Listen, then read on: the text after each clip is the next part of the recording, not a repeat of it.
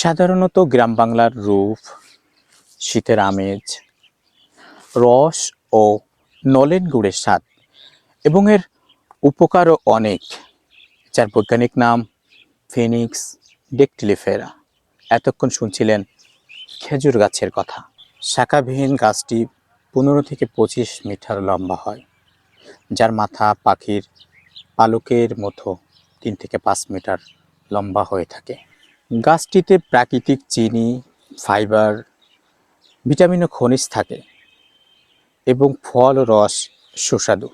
পাতা, কাণ্ড, বীজ থেকে চাটাই, জ্বালানি, খুঁটিসহ নানান জিনিস তৈরি করা হয়।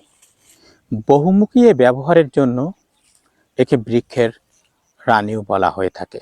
গাছটির শেকড় শক্ত ও তন্তুযুক্ত হওয়ায় স্থানীয়ভাবে বাঁধন, দড়ি তৈরি এবং ঘর সাজানোর কাজে বহুল ব্যবহৃত হয়।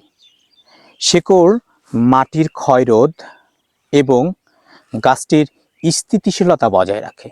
গাছটিকে যদি সঠিকভাবে পরিচর্যা করা হয় তাহলে গাছটি 100 বছরেরও বেশি বাঁচতে পারে। তো কবিরা প্রায়ই গাছটিকে নিঃস্বার্থভাবে মানুষের উপকারে আসা এক মহিরু হিসাবে চিত্রিত করেন।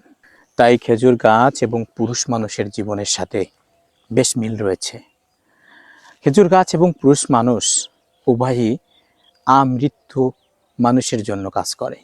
তাই তো কবি মুস্তাক আহমদ বলেন, খেজুর গাছটি বেড়ে উঠেছে অযত্নে, অবহেলায়, আদর পায়নি। মানুষ বের করে রস খুঁচিয়ে খুঁচিয়ে বারবার। পুরুষ হিসাবে জন্ম নিয়েছ, জীবন ঠিক খেজুর গাছের মতো, তোমার যত্ন আত্মি কেউ করবে না, সুবিধা চাইতে থাকবে অবিরত। আজকের ভিডিও এ পর্যন্তই। পরবর্তী ভিডিও পেতে আমাদের সঙ্গেই থাকুন। ধন্যবাদ।